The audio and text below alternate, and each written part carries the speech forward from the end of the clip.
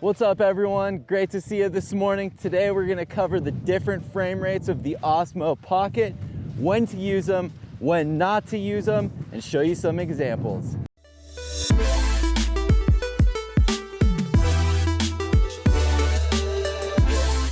So I'm going to preface this video by saying that shooting and filming is very subjective and everybody has their own unique style, but today I'm going to share with you my style and how frame rate incorporates into the look and feel of my videos. Today I'm shooting with my girlfriend Corey and my pups Leo and Bailey, so we have some subjects to shoot. So there are 7 frame rates that the Osmo Pocket has, 6 of them accessible under the video tab, and 1 of them accessible under the slow motion video tab. Now I'm going to cover 24, 30, 60, and 120 today because those are the 4 that I use most often. The frame rates 24, 30, and 60 are all available under the 4K resolution. Now note that the 120 frames per second or the slow motion setting is actually only going to be 1080 resolution, and it also crops in on the sensor, so you're going to see that the image is a lot more punched in. So let's start with 24 frames per second. And this is considered to be a cinematic frame rate, and a lot of people ask why.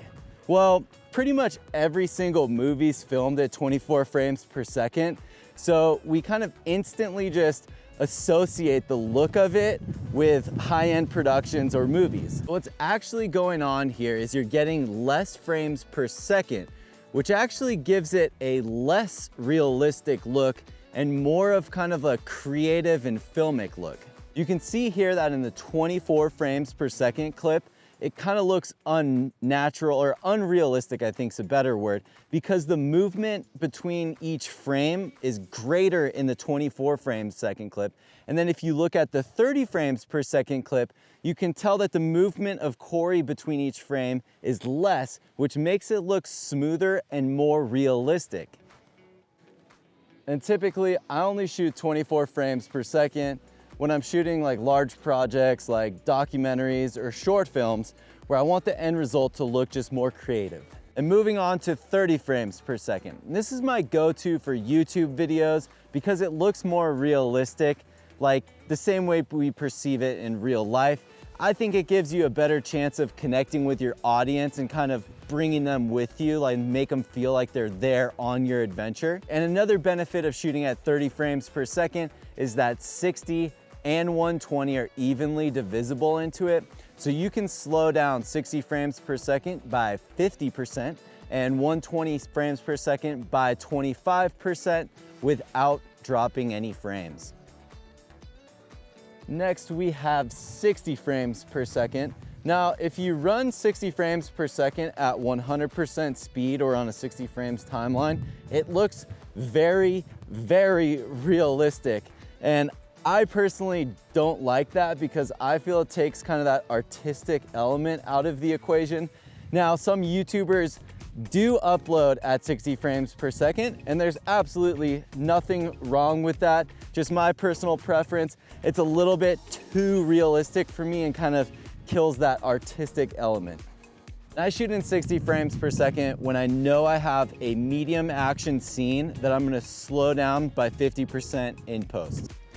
Now, a lot of people ask if they can shoot in 60 frames per second and then, and upload in 30 frames per second, but you can't really do that because effectively you're dropping half of your frames. So you're shooting your shutter speed at 1/120th because you were shooting 60 frames per second. You're dropping half the frames, effectively you're at 30 frames per second. So that shutter speed to frame rate equation, you're not gonna be kind of portraying motion naturally. Now, you could do that if you want to, but I like to pre-plan ahead. If I'm shooting regular motion at 30 frames per second, if it's gonna be a 50% slowed down slow motion shot at 60 frames per second. And the final frame rate is 120, also known in the Osmo Pocket menu as slow motion video. So remember to note that when we're shooting in 120 or slow motion video, that it's cropping in on the sensor, so it's going to be more punched in, and it is only in 1080 resolution.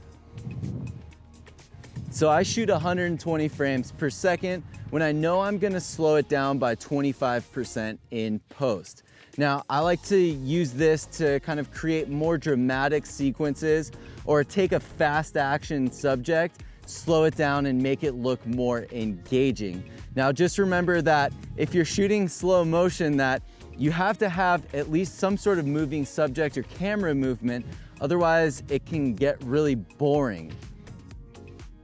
Well, there you have it, the 4 frame rates that I use for the Osmo Pocket and why I use them. Now remember, I am shooting with a shutter speed at double frame rate for all these. So 24 frames per second is 1/48th, 30 frames per second, 1/60th, 60 is 1/20th, and 120 frames per second is 1/240th. And I just made a video on this on exposure, shutter speed, and filters. So be sure to check that out. Well, thanks for joining all of us on our little adventure today. We've got a bunch of great mounts and filters for the Osmo Pocket below. I'm Jeff, Corey, Leo, and Bailey with PolarPro, and we'll see you on the next one.